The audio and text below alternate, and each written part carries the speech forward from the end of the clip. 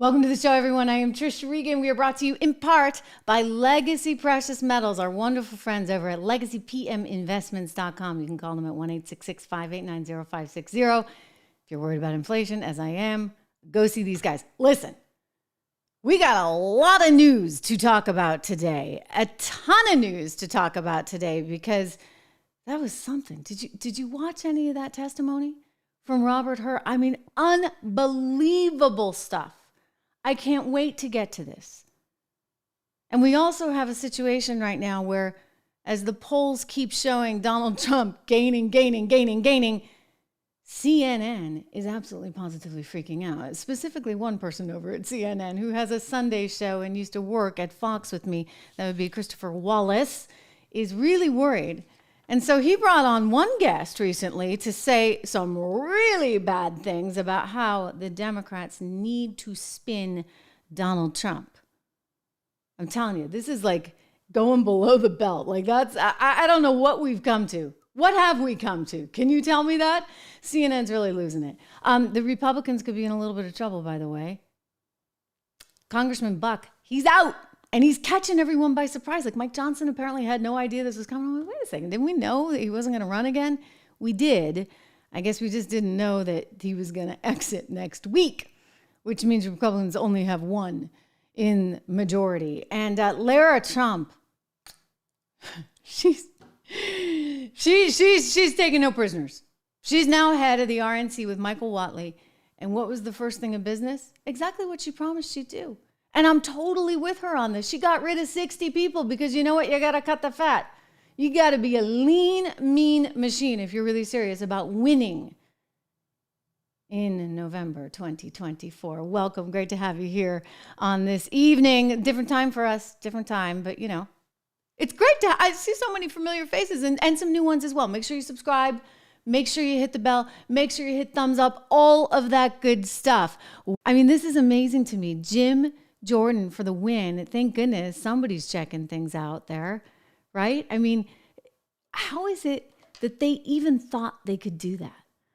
How corrupt do you have to be? I mean, this gives us such a tremendous insight into so many other things, does it not? Because now we know that they're meddling. They're meddling in ways that are actually, if you ask me, probably should be illegal, right? Because if there's an independent investigation going on into how Joe Biden classified documents, then what the heck is going on with them trying to say, hey, you know, we want to do this, we want to do that? No, you can't, guys. You can't. It's supposed to be an independent investigation. I'm just trying to pull up your comments if you're watching me here.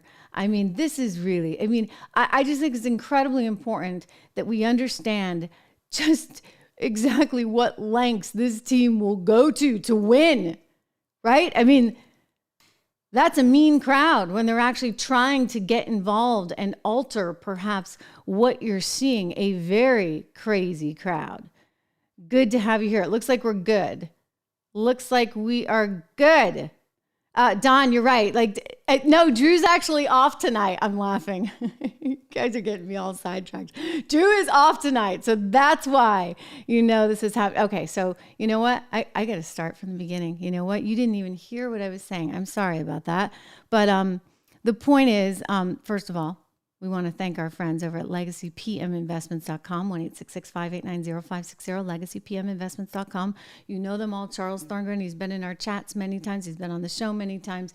If you're worried about inflation, as you know I have been and I continue to be, you really ought to give them a call because they can help navigate these very, very choppy waters. Inflation is an issue. We're up 18% since this guy came to office. Think about that, right? And I don't see it getting much better. I really don't for the foreseeable future, not when you're dealing with $43 trillion in debt. So call them at 1-866-589-0560. I'm pretty sure they can help you out. And you're welcome to use my name. Hey, a little name dropping never hurts, right? But I'm astonished, absolutely astonished that the White House would go this far. Jim Jordan just proved the whole thing.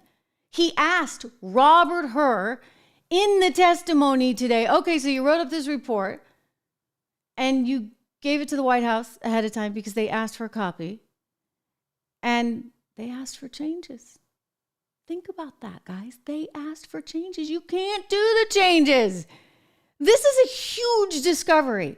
I mean, this should be blasted on every single newspaper from here to the West Coast, east to west and everywhere in between. You know what? This is a big, big deal. But nobody's going to report on this.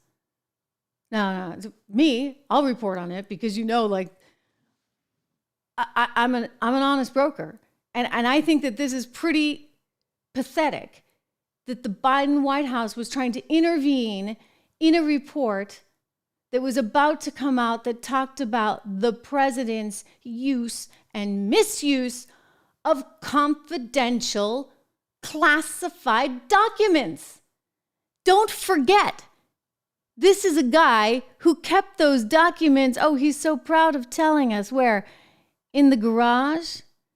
In the garage next to his Corvette, remember? Classified material next to your Corvette. What were you thinking? I'm going to get a chance to speak on all this, God willing, soon. But as I said earlier this week, people, and by the way, my Corvette's in a locked garage. Okay, so it's not like you're sitting out in the street. So but anyway, was in a locked garage. Yes, as well as my Corvette. But as I said earlier this week, people know I take classified documents and classified material seriously. I also said we're cooperating fully and completely with the Justice Department's review. As part of that process, my lawyers reviewed other places where documents from my time as vice president were stored, and they finished the review last night. They discovered a small number of documents of classified markings in storage areas and file cabinets in my home and my personal library. This was done in the case of the Biden Penn. This was done in the case of the Biden Penn Center. The Department of Justice was immediately, as was done, the Department of Justice was immediately notified, and the lawyers arranged for the Department of Justice to take possession of the document. So we're going to see all this unfold. I'm confident. Thank you very much.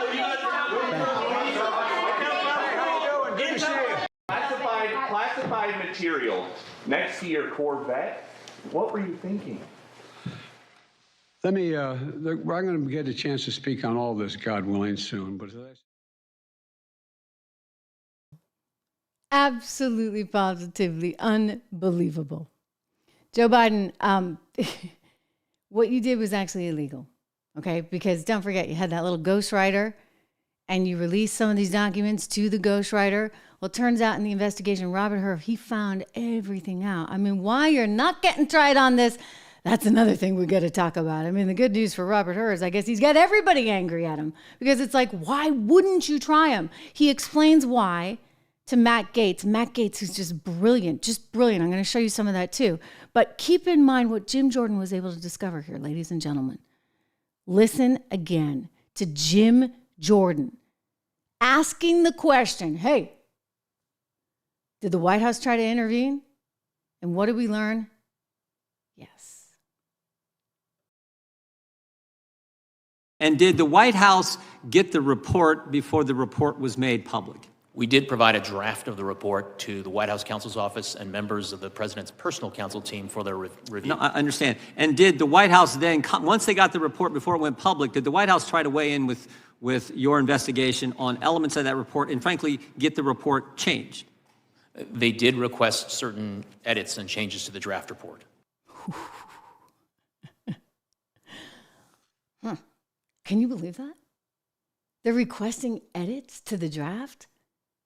Seriously? But he still left everything in there about how the president is really kind of not seeming like he's a young sprite thing. I mean, he's too old, right? He's got what seems like, dare I say, he didn't use these words, but dementia. Because in the exchange, we learned that the president couldn't remember when his son had died. That's kind of a big deal. That's kind of a really, really big deal. I want to play a little excerpt for you of Robert Hur himself talking about these issues. I mean, tremendous guy. By the way, just on background, what I know about him, first of all, he works for a terrific law firm, one of those white shoe fancy law firms in DC with everybody has a terrific pedigree. And I'm told, friends who know him, that he is extremely smart. Extremely smart. So I'm not so sure he's a match for some of these Democrats that were questioning him, especially the likes of Eric Swalwell. You remember him? The Fang guy? Mm-hmm. Yeah, so we know Eric's not that smart. But anyway, he said some really stupid things. And you know what I love about this? I love that Robert Hur just didn't take the bait. And he's like, you know what? I'm here to do this. And you're way off topic, buddy. Swalwell, Fang. You want to be perceived, understandably, as credible. And so I want to first see if you will pledge to not accept an appointment from Donald Trump if he is elected again as president. Congressman, I'm not here to testify Seems like an easy about answer. what will happen in the Considering future. what I just laid out. I'm here to talk about the report and the work that went into it. And But you don't want to be associated with that guy again, do you? Congressman, I'm not here to offer any opinions about what may or may not happen in the future. I'm here to talk about the work that went into the report, which I stand by. Unbelievable. Unbelievable stuff. I mean, he's way off track. Swalwell's trying to make this super political, and then the dig, like, you don't want to be associated with that guy anymore, do you? I mean, come on, like, do your job, all right? Just do your job. Oh, but it gets better and better. And I'm telling you, you know what? Matt Gaetz was a superstar today. I want to play this entire exchange for you because it's that good. You need to see it. He really pointed out and highlighted how absurd this is. I mean, the guy, Joe Biden, committed a crime. He took the classified documents. All right, so they're going after Donald Trump all day long. And yet they're not going after Joe Biden because he's too old and too feeble. I mean, come on. That doesn't play. It doesn't make any sense. And by the way, it's not fair. Fundamentally not fair. It's not fair, and yet the Democrats are still not happy, right? They were still angry. Because how dare you say he's old? I mean, he had to have some reason not to go after him. Here's Matt Gaetz. Terrific. Watch. Ghostwriter, the president, I did not share classified information. I did not share it. I guarantee I did not. That's not true, is it, Mr. Hur? That is inconsistent with the findings based on the evidence in my report. Yes, it's a lie. It's just what regular people would say, right? Yeah, all right. So the next one. And all the stuff that was in my home was in filing cabinets that were either locked or able to be locked. That wasn't true either, was it? That was inconsistent with the findings of our investigation. Another lie, people might say, right? Because what you put in your report was among the places Mr. Biden's lawyers found classified documents in the garage was a damaged open box. So here's what I'm understanding, right? As Mr. Armstrong laid out, you find in your report that the elements of a federal criminal violation are met. But then you apply this senile cooperator theory that because Joe Biden cooperated and the elevator doesn't go to the top floor, you don't think you get a conviction. And I actually think you get to the right answer in that. I don't think Biden should have been charged. Don't think Trump should have been charged. But under the senile cooperator theory, isn't it frustrating that Biden continues to go out and lie about the basic facts of the report that lay out a federal criminal violation? Congressman, I need to disagree with at least one thing that you said, which is that I found that all of the elements were met. One of the elements of the relevant mishandling statute is the intent element, and what my report reflects is my judgment that based on the evidence, I would not be able to prove beyond a reasonable doubt to a jury that that intent element had been met. Right, but the reason you have that doubt is the senile cooperator theory. The fact that Joe Biden is so inept in responding that you can't prove the intent, which again, I don't quibble with that conclusion, but it's frustrating to be like, oh, well, this guy's not getting treated the same way as Trump because the elevator's not going to the top floor, so we can't prove intent. While at the same time, Biden goes out there at the White House and says, well, you know, he just blatantly lies. And what I'm trying to figure out is whether or not Biden's lying because he's still so senile, he hasn't read your report, or whether it's a little craftier and a little more devious and perhaps a little more intentional than we might otherwise think. So I also want to go to this Biden Penn Center. Like, did it give concern to you that the Biden Penn Center, where all this classified stuff was being mishandled, was being floated by foreign governments? Congressman, we were concerned with getting to the bottom of all of the classified documents that were recovered during the course of our... Yeah, but what bothers me is that the money that was paying for the place where the documents were being inappropriately held, it was the Chinese and it was other foreign countries. Did that play into your analysis? Did you look into the $1 billion in foreign funding sources at the Biden Center at UPenn, for example?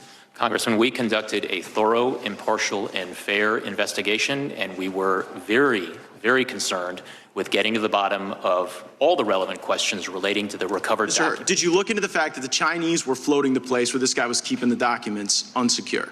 Yes or no? Congressman, to the extent that we identified evidence that was relevant and significant to our investigation, we put it in our report. Okay, well, it seemed relevant to me, maybe not to you. Another thing that seemed relevant to me is this ghostwriter, right? So the ghostwriter purposefully deletes this evidence that seems to be like show culpability of Biden's crimes, and you don't charge him. Why did you not charge the ghostwriter with obstructing justice and deleting evidence?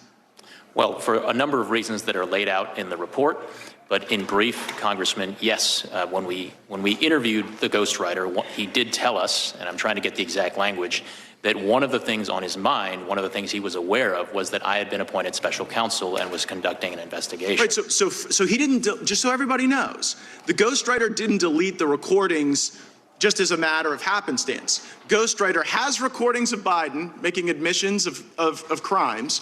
He then learns that you've been appointed. He then deletes the information that is the evidence, and you don't charge him. That is reflected in the report, and one of the reasons... Like, what does somebody have to do to get charged with obstruction of justice by you? If like deleting the evidence of crimes doesn't count, what would meet the standard? So, Congressman, as we state in the relevant chapter of the report, one of the things that Mr. Zwanitzer did not delete was transcripts of the recordings that he had created that included inculpatory evidence relating to Mr. Biden. Oh, so if you destroy some evidence but not other evidence, that somehow absolves you of the evidence you destroy? Here's what I see. Zwanigers should have been charged, wasn't. Biden and Trump should have been treated equally. They weren't. And that is the double standard that I think a lot... Unbelievable. I mean, so this was great. I mean, I could watch him all day on this. I just think he did a phenomenal job. So way to go, Matt Gaetz. Hey, thank you so much, American Patriot. I'm checking this out on my phone as I see this. So thank you for your support. Look, this is just amazing. I mean, I think that, again, my sources say Robert Hur is a really, really smart guy. And so I'm like, okay, he's a smart guy. I get it. Then why didn't he moved forward with this? And then I have another source that said, well, he really and truly didn't think he could get a conviction, and it's kind of hard to move forward to a jury trial. I'm like, but why is there no penalty? Like, how does that make any sense at all? So they're going to go after Donald Trump. They're going to Mar-a-Lago. They got the FBI raid going on. They're busting out the boxes. And yet Biden gets to make some notes on whatever's coming out. He has a heads up what the whole thing's going to say, and then, makes requests for changes. I don't know if they got those, but I mean, come on. They were trying, and then nothing happens. How can nothing happen? I mean, why do we have two standards of justice? One for Biden and one for Trump. Think about it. One for Democrats and one for Republicans. I mean, they say we're divided. We're divided in more ways than one when you think about this, right? I mean, insane, absolutely insane. I just am disgusted by all of it. I really am. But this was amazing to see today. Just absolutely amazing. I was blown away. Because, sometimes, you're like, so Matt Gaetz really proved himself. I thought he did a fantastic job. But there were others that really did not. There's one woman in particular. Let me see if I can show you her. Jayapal, Representative Jayapal, who kind of tries to lie in this one scene. It's pretty great. And Robert Hur, he's not having it. Take a peek. Charges are warranted in this matter. Correct. So this lengthy, expensive, and independent investigation resulted in a complete exoneration of President Joe Biden. For every document you discussed in your report, you found insufficient evidence that the president violated any laws about possession or retention of classified materials. The primary law that you analyzed for potential prosecution was part of the Espionage Act, 18 U.S.C. 793E, which criminalizes willful retention or disclosure of national defense information. Is that correct? Congresswoman, that is one statute that we analyzed. I need to go back and make sure that I take note of the word that you used, exoneration. That is not a word that I'm going to continue with my questions. I'm going to continue with my questions. I know that the term I ultimately reached whether sufficient evidence existed such that the likely outcome you exonerated would be a conviction. I know that the term willful retention has a Mr. Hur, it's my time. Thank you. I know that the term willful retention has a particular legal meaning, and I want to make sure that that meaning is absolutely clear to the American people before we go any further. As you wrote in your report, to prove as a matter of law that the president, quote, willfully retained any documents, you would need to prove beyond a reasonable doubt two elements. First, that the president knowingly retained or disclosed national defense charges are warranted in this matter. Correct. So this lengthy, expensive, and independent investigation resulted in a complete... She's something, huh? We get a few of those. I got another one I'm going to show you. But she actually deviates and like starts getting into some race stuff. And I'm like, this is their favorite place to go, of course. But she's kind of trying to lie here. And he's good. He's not having it. And so this was just fascinating, absolutely fascinating. I mean, there's so much to get into. I didn't want to overdo it with you tonight because we'll talk about it some more tomorrow. I mean, hey, this could last us all week long, right? Unbelievable. But I just keep going back to this one issue. Why is there a different standard? I don't care. Okay, he's old. You don't think you can get a conviction. You don't want to put him up on a jury stand. I think that's actually what it's about, ladies and gentlemen. They don't want to put him on a jury stand. They don't, because it's not going to be a good look. I mean, remember when everything was going down with his son and the lawyers were warning each other, and one of the points that they made was it's really not going to be a great thing to have the president of the United States up on a jury stand trying to defend his son. So they were trying to make this neat and clean and make it go away. I mean, is it me, or is that exactly what was kind of going on here? I mean, for all his intelligence, I just don't get it. I think he probably was being very honest. He didn't think he could get a conviction, but that doesn't mean you're off the hook. I mean, the guy's guilty. That's what he said. He's absolutely guilty, and yet he gets away with it. I don't think that's right. That's not the way it should be.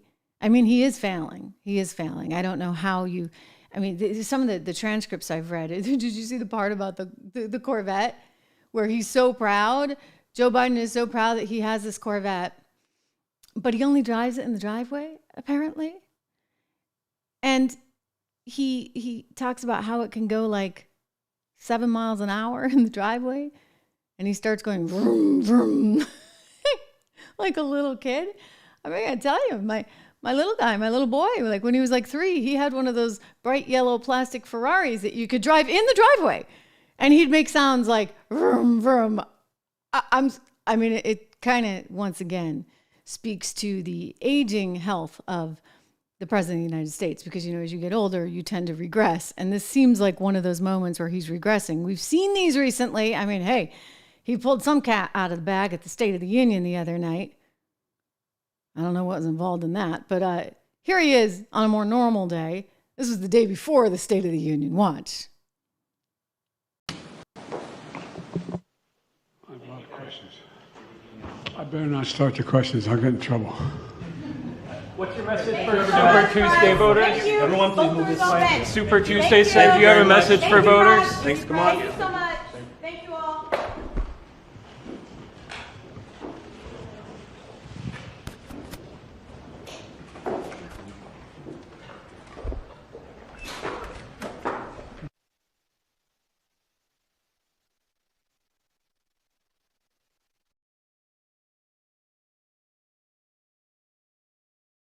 Is it not a little bit alarming? I mean, it's frightening, the state that he is in. Indeed. And Mad Max, thank you so much. Oh my goodness, you guys are so generous tonight. You like your independent creators. That is so awesome. So I appreciate it. And I thank you all for liking this. I see Don's on your case, and we've got Carmen on your case to make sure you like and share. But Mad Max, thank you very much. Look, to answer your question, you said they get away with the double standard because we in America, we let them get away with it. Yeah. And that's why things have to change. I'm going to talk about Lara Trump and what she's doing at the RNC, which I wholly support in just a moment. But she gets it. It has to change. Like, I think so many of us, you're watching here, you understand that it has to change. It's not right. And they're doubling down in ways that I think are, frankly, pretty, they talk about, oh, he's so dangerous. He's dangerous for democracy. Let me tell you, Joe Biden and the Democrats are dangerous for this great republic. And I know that because I know how they're trying to manipulate and effectively squash certain pieces of information. And heck, we've been seeing it ever since, let's go back to 2020. I mean, go back even further, right? Go back to 2016 and 2017. He comes into office, and Hillary Clinton and the rest of them want you to think that somehow he's only there because the Russians ensured that he would be there. I mean, think about that. What a crazy, insane thing to say. So insane that Jimmy Carter, who probably had dementia at the time, if he doesn't now, Jimmy Carter said that up on stage with John McEacham, who's an MSNBC historian. And he said, yep, I'm pretty sure this is not a legitimate president. He said it's not a legitimate president because the Russians stole the election. I mean, this is what they were pushing, guys, all right? So, Mad Max, you're right. It's not fair. We let him get away with it. We can't let him get away with it because this is a country, and last I checked, we have this handy Constitution, which, yes, I keep on my desk or by my night table. Because, you got to remind yourself from time to time these days. It's that insane. So I agree with you. We can't let them get away with it. And I think that 2024 is going to be about a lot of that.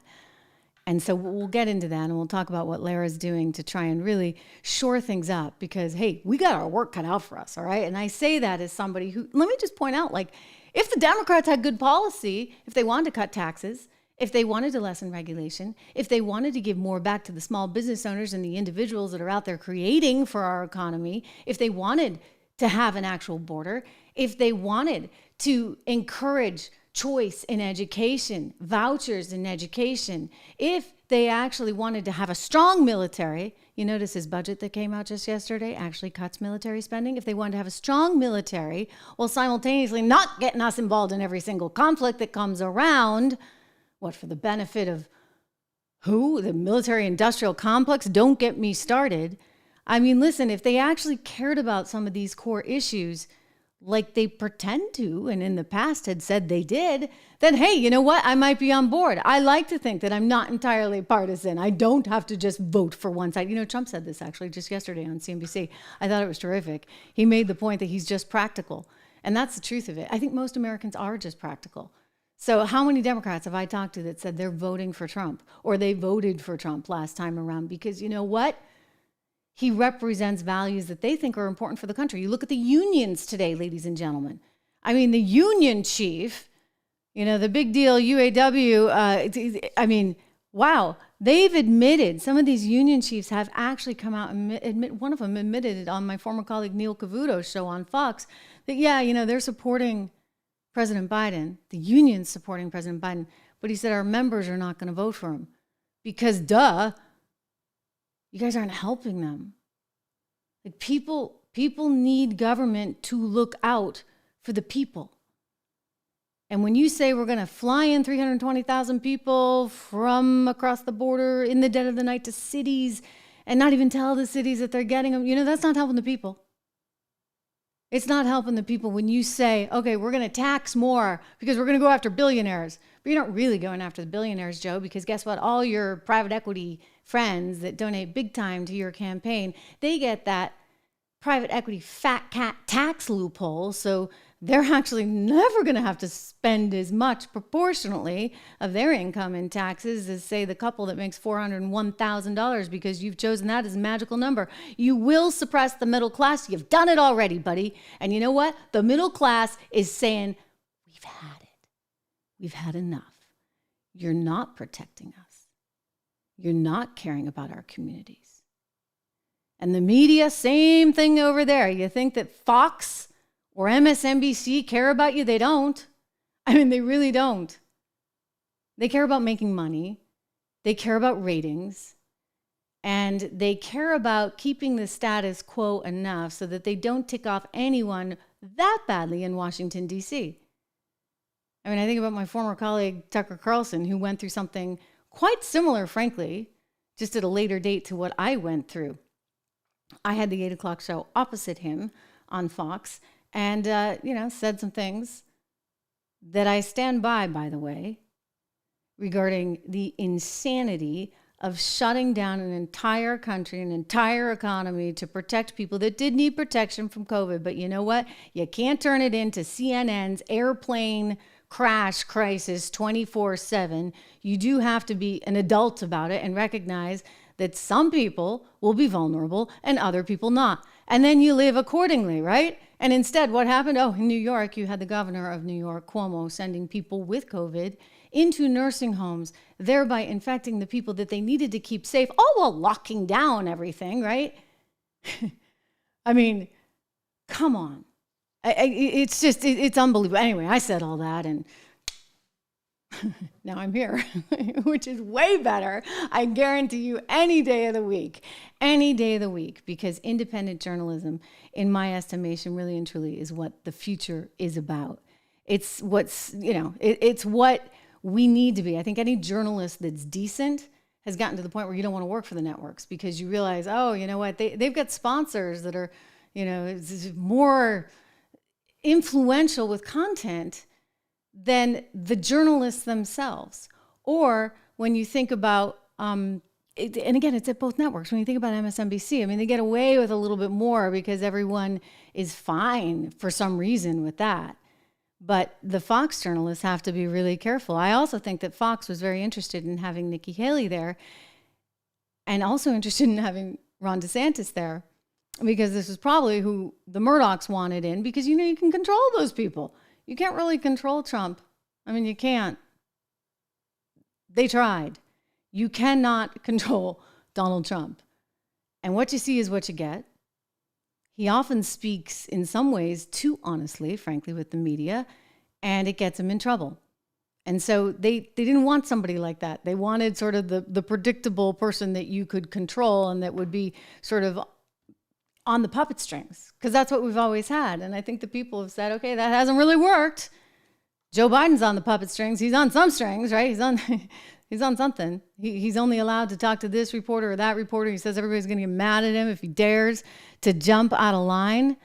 And so all of this contributes to an environment where I really feel like your everyday folks are not being heard.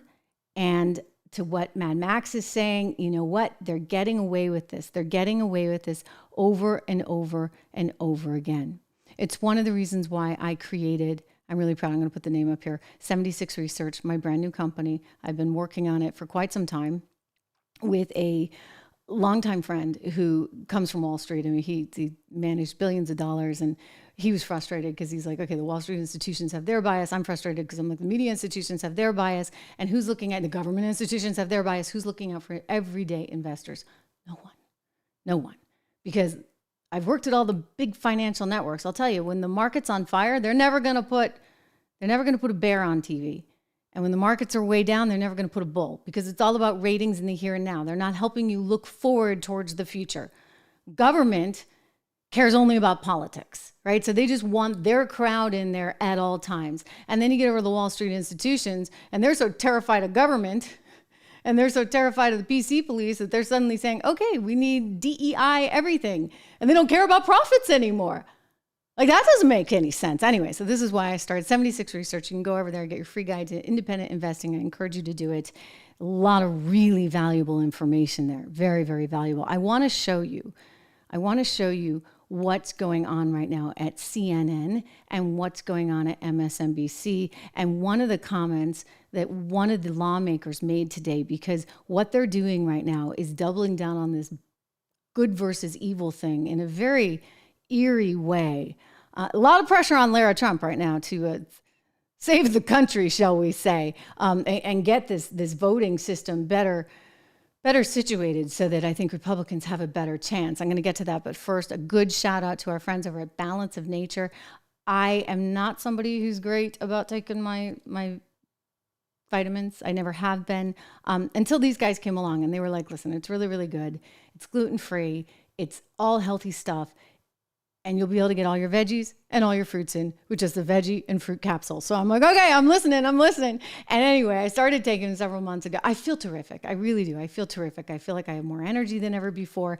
And I think a lot of it is a result of the Balance of Nature capsules. I want to just give them a shout out. 1-800-246-8751. You can call them. You can go check out the website. They get a terrific website. Terrific story, by the way. They've been around like 20 years. They get thousands every month of people writing in saying what I'm just saying. Like, gee, I feel really good on this stuff. So balanceofnature.com, all good, healthy things. Go take a look at it. And if you decide you want to give it a try, I encourage you to do so. Make sure you use my discount code because I've got the best discount code. It's 35% off plus another $10 off plus free shipping. So there you go. I don't think anybody can beat it. It's code word Trish, balanceofnature.com. Do go check them out. All right, let's get to the media here because this is wild to me. Absolutely, positively wild. I mean, they hate him so much over at CNN that Chris Wallace had a woman named Kara Swisher who's kind of like a big deal tech journalist. He had her on the program recently. And I don't know why a tech journalist is suddenly talking politics. Like, can't she just, talk tech? Well, she got in there and she started giving her whole political spiel, why, he can't win and how this is the strategy. So now she's giving her 2 cents on strategy, and it's bad and it's scary, and it shows you they will go below the belt as much as they have to. Here's Kara Swisher on Chris Wallace's show. Greatest asset, the shamelessness of him, is then Biden has to get in there very hard and go rapist, racist, fascist over and over and over again. And then the trials are happening at the same time. He's just had to pay. He's just $93 million poorer right now. And just hammer it in with those three things: rapist, racist, fascist. But here's the thing.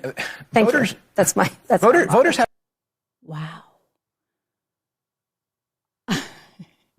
All right.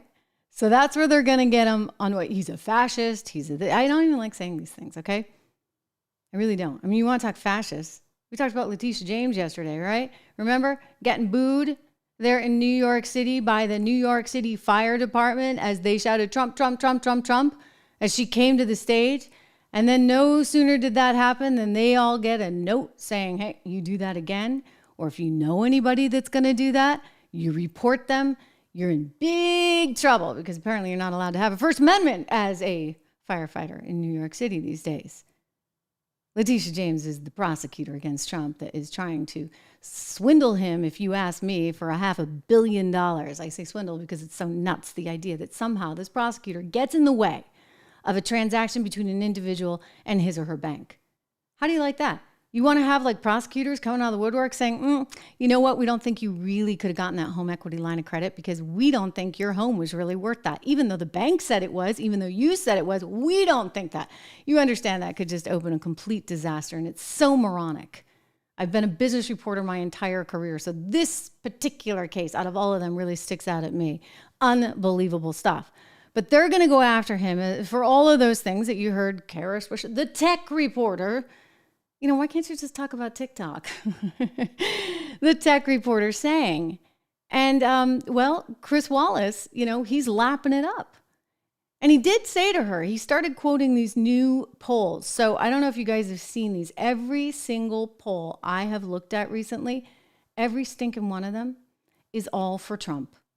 I only saw one poll that showed any weakness. And, of course, I think you have to pay attention to it. It showed he had some weakness with women. And he's got to close that gap somehow. But basically, every single one, including a brand new one out, I want to share with you, that puts him way ahead. New poll reveals Americans trust Donald Trump over Biden to lead the U.S. as president. This is absolutely amazing. Americans have more trust in former President Donald Trump to lead the U.S., I'm quoting from Fox News, as commander-in-chief than President Biden. This is a new poll just released between the two candidates. When asked who Americans would trust more to lead the U.S. as president between the two, a new ABC Ipsos poll found that more respondents trust Trump, 36%, over Biden, who received 33%. About 30% of respondents said they would trust neither candidate. Okay, that's fair. But that's a 3-point spread. I've seen a lot that have been 5-point spreads. I've seen some in some of these swing states that are like 10-point spreads. Now, this never happened before. Remember, Trump tends to poll kind of poorly. When you drill down and you look at the issues, what you often see is that there's a much larger spread. You go to immigration, you'll see like 20 points ahead, Donald Trump to Joe Biden. You go to the economy, similar story. But then when you're like, okay, well, who are you going to pick? It becomes much more narrow. I think because people are still afraid. They're still afraid because of all of the sort of vitriol, around him. And it's real. It's real. It makes me wonder, did you guys see that Ken Buck announced today that he's out, he's leaving, he's taken off, he's not going to be part of Congress anymore? I mean, we knew this was going to happen. He had already communicated that. We just didn't know it was going to happen so soon. And you know who else did not know it was going to happen so soon? And this is a little alarming. And I just wonder, what are they promising, Mr. Buck? Like, what's the deal? What are they giving you that you're making this quick exit, Irish exit out of Congress? I mean, I get it. You don't really like being on Capitol Hill. Who would? I mean, I can't even imagine having that job. But Mike Johnson was saying, this is a little bit of a surprise. Hear his comments here. Supporting this TikTok bill. I was surprised by Ken's announcement. I'm looking forward to talking with him about that. Even though it's about Trump not supporting this TikTok bill. I'm not so sure about that. How will it impact you being able to wrestle more with another lawsuit, at least for the time being? Well, the strategy is still the same. Build consensus, keep the coalition together. I'm confident we can do that. We have big things ahead of us, but I think everybody understands the stakes and the necessity of working together. Sometimes we have to give up our preferences, but we're never going to compromise core principles. But we'll get the job done. We'll get the job done. What do you say with the TikTok bill?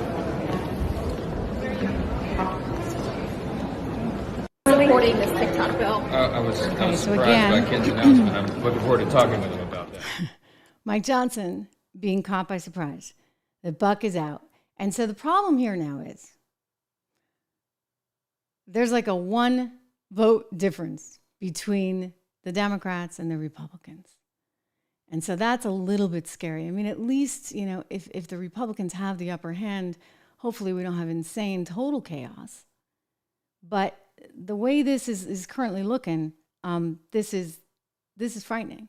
I mean, you could actually see Hakeem Jeffries as Speaker of the House by the time we get to the election in November.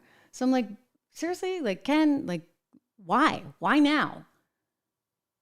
And I wonder, I mean, when you talk about these institutions being ever so slightly corrupted, he get like some big deal, like they're gonna give him a great deal, and that's why he left. I don't know.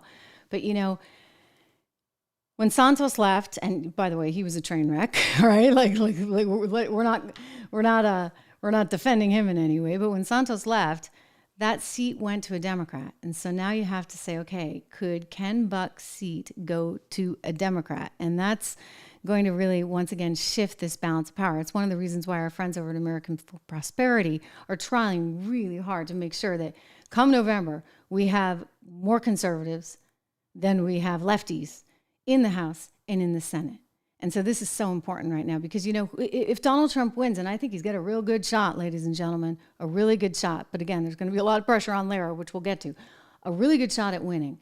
So if he wins, that's great. But you got to have everything sort of the wind at your back, right? You want to have the House. You want to have the Senate because you want to be able to get your policies through.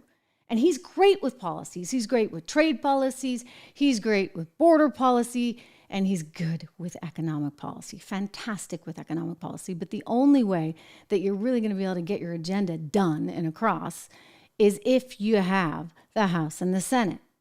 So AmericansForProsperity.org, Go check them out. They're doing what they can, and it's important right now. It really is important because there is so much at stake. So Kara Swisher is on Chris Wallace's show. And just if you're joining us, let me remind you again the choice words that she had to say. And, Chris is like nodding his head. Unbelievable.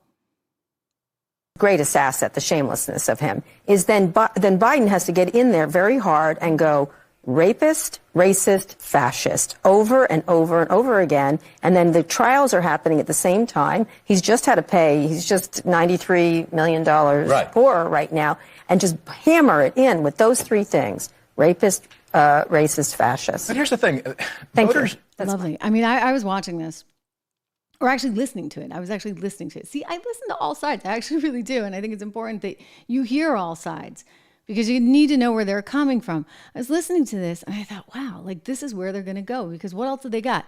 They're going to go there, and then they're going to go to another place, a really dark place, as we heard this member of Congress do just this afternoon.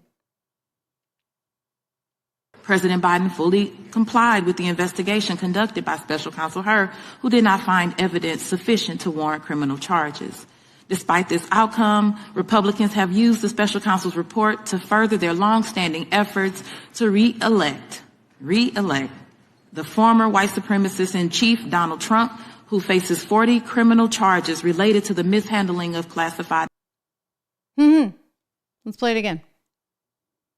Chief Donald Trump, who faces 40 criminal, the former white supremacist in chief, Donald Trump, who faces 40 criminal charges related to the mishandling of classified documents.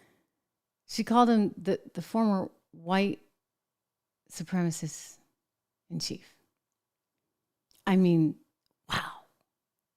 And then it gets worse, because there was this little moment on MSNBC the other night when it turned out that Nikki Haley didn't stand a shot in HE-double-L, which I told you she didn't.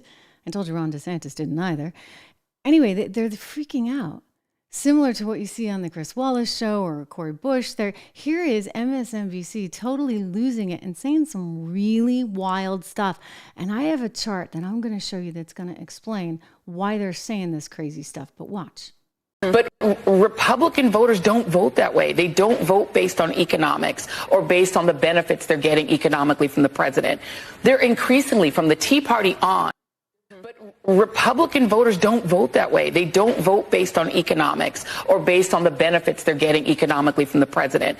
They're increasingly, from the Tea Party on, they're voting on race. They're voting on this idea of an invasion of brown people over the border. The idea that they can't get whatever job they want. A black person got it, therefore drive all the blacks out of the colleges, get rid of DEI. That is what they're voting on. They're just voting specifically on racial animus. At this stage, it isn't about economics. No. But we got you, okay? We got you, Joy. And you see the reason they're doing this? Let me show you. It's because of this. See this chart? I'm going to make this bigger so you can see it for real in the screen. This was put out actually by a guy over at the FT, the Financial Times, today. And he says, let's take a look, that American politics are going through this radical sort of racial realignment, with non-white voters shifting away from Democrats and towards Republicans. So check this chart out. It's amazing. And look at when it started, ladies and gentlemen. Look at that. 2016. Look at how it goes up by 2020. And then look at this one. Woo! Between 2020 and 2024. Isn't that incredible? I mean, I think it's absolutely amazing. And this tells you the whole story, right? So now you understand why you have people like Joy Reid over at MSNBC saying what she was just saying, or the woman in Congress saying what she was just saying, why you have the tech reporter saying what she's saying. I mean, they got to promote something here. So they're going to continue to promote this idea that somehow, Republicans are just really bad people, and that Donald Trump is a really, really bad person. But I think a lot of minorities, I think a lot of Black Americans, I think a lot of Hispanic Americans, you know what? People aren't that complicated. They want what is better for them. and better for their families. And what they have realized, and by the way, all the data proves this, I've looked at median incomes under both the Biden administration and under the Trump administration. And what we see over and over and over again is, in fact, that the income, the median income under Donald Trump grew at levels that we hadn't seen in 50 years. So your everyday Americans stood a much better shot under Donald Trump than they stood or stand right now under none other than Joe Biden. And so therein lies a big part of the problem, for sure. I mean, and so they're going to have to try and figure out, like, how do we deal with this? Like, how do we correct this? And they're going to try and correct this by telling you that somehow it's all the bad Republicans. Here's another woman on Chris Wallace's show. I want to play this one for you because, again, she's got this idea somehow that, again, it's the Republicans that are so horrendous. The wider awful. problem here is that what we see is that Republicans have become an anti-immigrant party. When you see the case in Georgia, of course it's a terrible case. Of course it's absolutely horrific. But it is not actually emblematic of what happens in most places with migrants. Migrants aren't exactly flooding across the border who are criminals. They're not being let out of mental institutions, as Trump says. This is simply not true. In fact, what we see is that migrants actually commit less crimes than their native-born. The wider problem here is that what we see is that Republicans have become an anti-immigrant party. So that's what they're going to tell you. Okay, everyone? They want you to think that you're a bad person if you vote for Donald Trump, that you're voting for fascism, that you're voting for anti-immigration, that you're somehow racist, sexist, you name it. But I don't think people actually buy that. And that's why you're seeing this amazing sort of shift in the demographics between the parties. And that's why you're actually seeing all of these polls say, yeah, you know what? I think Trump can do a better job. So now it becomes a situation where, as some of you are pointing out, you've got to actually make sure it's an even playing field. You've got to have a fair system, okay? This absentee ballot stuff, right? I mean, wow. The difference between the Republicans and the Democrats is the Democrats figured that one out. I mean, they had Zuckerberg, right? Like giving tons of money for all that ballot harvesting. Well, two can play that game if they're willing. I think Lara Trump is willing. I'm going to show you what she's saying. Lara Trump and Michael Whatley, the new heads of the RNC, replacing Romney's niece, they just came in and they fired 60 people. Like, boom, gone. And I'm telling you, they had to do it. They had to do this because, one, look, Lara needs her own people that are going to be loyal to her and loyal to the presumptive nominee for the GOP. But perhaps more importantly and more urgently, I don't think the RNC could afford these 60 people. In other words, the RNC was bleeding cash. And she's got to make a point. She's got to show people that are going to give money to the RNC. She's got to show her donors, you know what? We mean business. And so we're not going to be spending $70,000 on flowers, as it is alleged the previous head of the RNC did. No. We're actually going to be hiring people to get the job done. And part of getting the job done is making sure that there is a level playing field come November. So I want to play you some sound. She was recently talking about this very issue in a very articulate way. And I was like, man, she gets it. The RNC needs to be the leanest, most lethal political fighting machine we've ever seen in American history. That is the goal over the next 9.5 months. If I am elected to this position, I can assure you there will not be any more $70,000 or whatever exorbitant amount of money it was spent on flowers. Every single penny will go to the number one and the only job of the RNC. That is electing Donald J. Trump as president of the United States and saving this country. We have no time to waste. We've got to get to work. We've got a lot of money to raise. And we need to ensure that every penny goes to those things that I just mentioned. Otherwise, you're right, in perpetuity, the Democrats are going to beat us. The RNC needs to be the leanest, most lethal. So she gets it.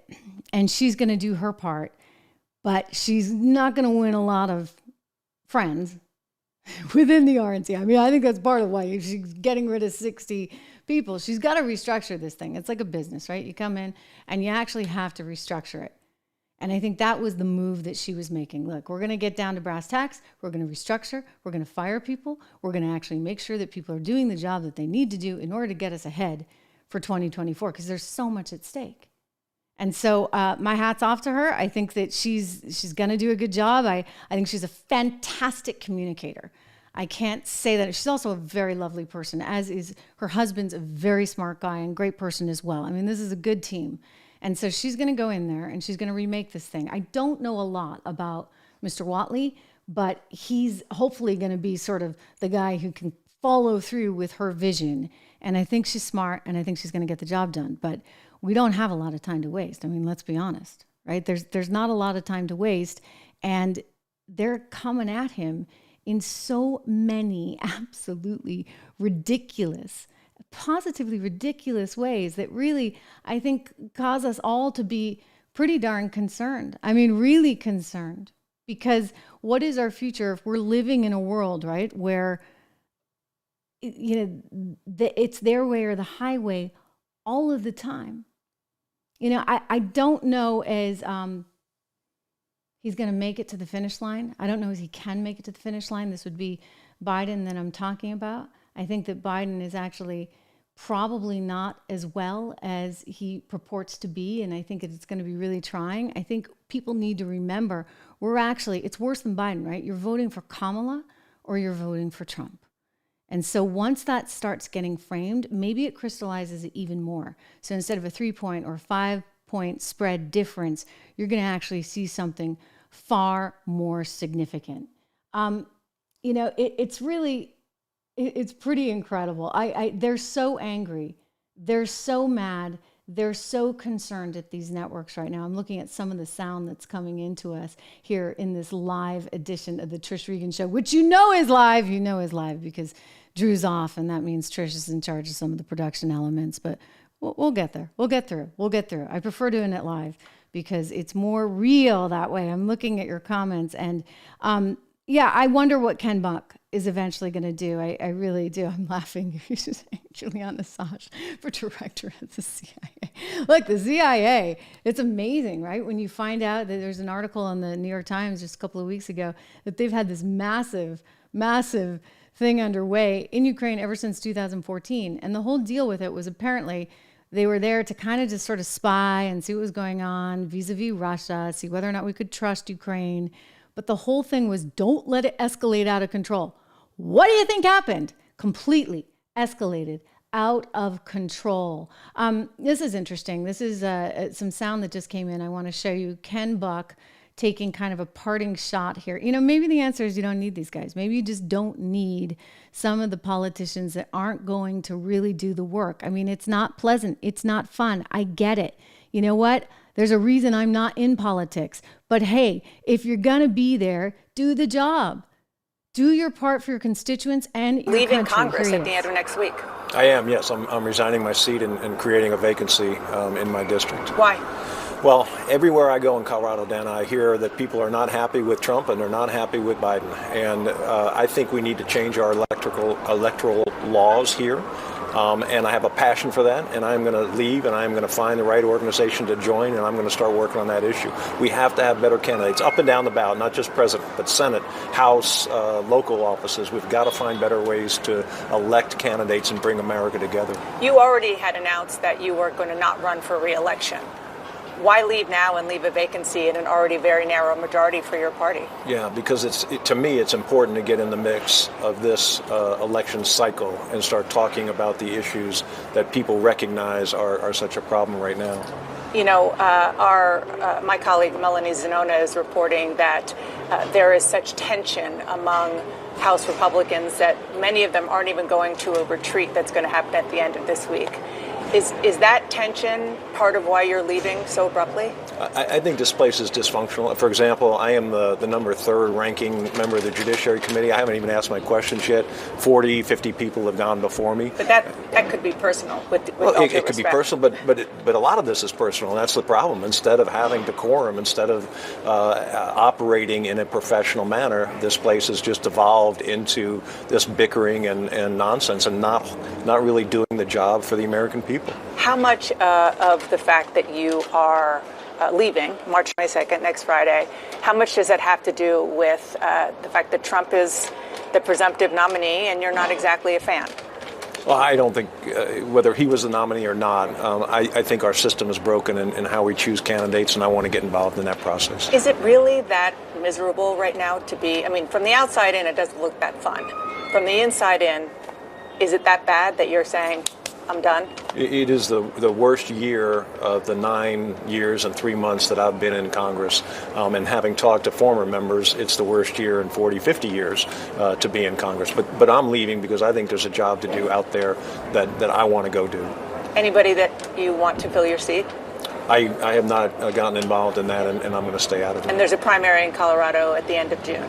June 25th is the primary election in Colorado, right? And that, okay. Leaving Congress at the end of next week. I am, yes. I'm resigning my seat and creating a vacancy in my district. Why? Okay, so good riddance. You know what? You don't want to deal with it. I get it. It's a miserable place to be. Of course, I get it. So you're out. But why do you leave your colleagues in such a lurch?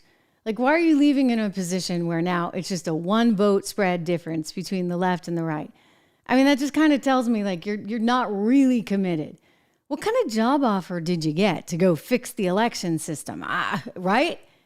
Congressman Buck, I mean, why would you leave the party, the country, at a time when actually, you know what? It's so close. It's so razor thin that if your seat goes to a Dem, like we could be seeing Jeffries as Speaker of the House, in all seriousness. And so I don't buy this. I find this to be pretty concerning. Look, there's a lot of problems in America right now. Inflation is one of them. You hear me go on and on. Let me share with you with this. Consumer prices rose 3.2% in February from a year earlier. This is according to the Labor Department. It came out today. It was higher than what economists anticipated, which was 3.1%. Just to keep it in mind, the Fed is shooting for like 2% inflation a year, and we're at 3.2%, more than people thought. So inflation is still strong. And they're going to say, oh, well, it's come down. It's come down from 9.1% because it was 9.1%. But you know what? It's still up. It's like a ladder, right? Like it just keeps going up, up, up, up, up, up. That's what happens with inflation.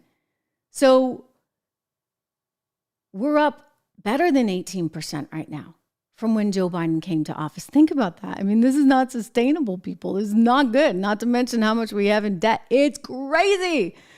So I'm just going to plug my friends at Legacy again. I mean, absolutely crazy. 1-866-589-0560. One of the most trusted ways to beat inflation over the long term is through an investment in something like gold. They have silver there too for you traders out there that want to watch it go up or down. I mean, a lot of people actually do think it could go up because silver goes into the manufacturing of so many materials. But gold is something that I always keep an eye on because I look at it, at least within my own portfolio, not giving you any advice or anything. You know, I have to be very careful about that. But I do look at it and put it as part of my own portfolio so that I can try and even out some of those fluctuations in the long term so that, you know, my dollars are still worth what I thought they were going to be worth when eventually I retire, which will probably be never. Did you see Ben Shapiro? Ben Shapiro did a big thing on this, I guess, today. He's talking about it. And it's funny because actually Donald Trump said something really interesting yesterday. I was like, oh my gosh, I can't believe he went there. I just can't believe he went there because this is the holy grail. Like most politicians are never willing to go towards retirement benefits. And yet Donald Trump said something on CNBC saying, look, we kind of need to relook at this system. We need to be practical about it because it's not sustainable. Like we're going to go belly up pretty soon. If we go belly up, then That's probably not a very good thing, right? I mean, you think you get inflation now, just wait for it. And so Ben Shapiro actually talked about this. I don't know if you guys listen to Ben Shapiro. I think he's terrific. Very, very smart guy. And let me see if I can find this sound for you because it's very interesting. He's saying basically, you know what? People shouldn't be retiring at 65 years old. I mean, it's a little tricky, right? Because you've paid into this stuff your whole life. And yet it's a giant Ponzi scheme. Okay, everyone, it is a giant Ponzi scheme. That is what Social Security really is. And so it stinks. And it's just the reality of it. So here it is. Let me see if I can find this. I want to show you the video of it because I think he said it on his podcast. But he's basically saying, like, what are you doing? You're 65 years old, you're retiring, and the demographics have shifted in America so much that people are living to such a longer age that we're just bankrupting the system. And then you get those nice infusions, right? You get all those infusions of, inflation went up 9% thanks to Biden. So we're going to give a 9% increase in Social Security, which, again, the country cannot afford. I can't stress that enough, how much we cannot afford this. Really. I mean, so I got it here. I want to play this for you. This is Shapiro talking about the age of 65 as retirement. And let's be real about this. It's insane that we haven't raised the retirement age in the United States. It's totally crazy. Joe Biden, if that were the case, Joe Biden should not be running for president. Hey, Joe Biden is 81 years old. The retirement age in the United States at which you start to receive Social Security and you are eligible for Medicare is 65. Joe Biden has technically been eligible for Social Security and Medicare for 16 years, and he wants to continue in office until he is 86, which is 19 years past when he would be eligible for retirement. No one in the United States should be retiring at 65 years old. Frankly, I think retirement itself is a stupid idea unless you have some sort of health problem. Everybody that I know who is elderly, who has retired, is dead within 5 years. And if you talk to people who are elderly and they lose their purpose in life by losing their job and they stop working, things go to hell in a handbasket real quick. But put all of that aside, just on a fiscal level and on a logical level. When Franklin Delano Roosevelt established 65 as the retirement age, the average life expectancy in the United States was 63 years old. Today, the average life expectancy in the United States is close to 80. It's totally insane that you believe that you should be able to work or receive Social Security benefits sufficient to support you and your family, you and your wife or whatever, for like another 20 years. That's crazy talk. That is not fiscally sustainable. The notion that if you have to raise the retirement age to 67 or 68, that everyone is going to fall apart. My parents are that age. My parents are not retired. And they shouldn't retire. It would be very bad for them to retire. By the way, it's disrespectful to people who are 67, 68, 69 years old to suggest that they are in the same shape as people who are 65 were in 1940. It's not true at all. Have you met a 65-year-old lately? 65-year-olds are not old in the United States. They're not. 68-year-olds are not old in the United States. Again, Joe Biden thinks he's not old, and that dude is running for president again, and that dude actually is old, and he's 81. I failed to see how a country in which our entire leadership class is 80 plus is telling you that we should have a retirement age of 65. It makes no sense at all. And let's be real about this. It's insane that we haven't raised the retirement age in the United States. It's totally crazy. Joe Biden, if that were the case, Joe Biden should not be running for president. Darn it. What am I going to do? I got to get Drew back. This is like unacceptable, right, guys? I've just been talking. Oh, my goodness. Well, it's getting late at night. It's past my bedtime, 11 o'clock. Okay, Drew, you cannot take another day off because I got to get you guys in the audio booth, right? Like you'll be able to help me on this. Anyway, wonderful to see you all tonight. My point just is that there's a lot to what Ben's saying, but I think it's going to be very tricky, very, very tricky for him. That would be any president to be able to sell that because people are like, hey, I want to retire. And if they want to retire and they've been working their whole lives, they're not going to like the idea of it suddenly going away. It is great to see you. Thank you. Make sure you subscribe. We have so many people here tonight. We have so many likes. Thank you. Don will be very proud of you. Very, very proud. Michael, good to see you back here. He's over on Facebook. We have so many of you on YouTube. So many of you have joined the team. Thanks. I will see you tomorrow. Good night.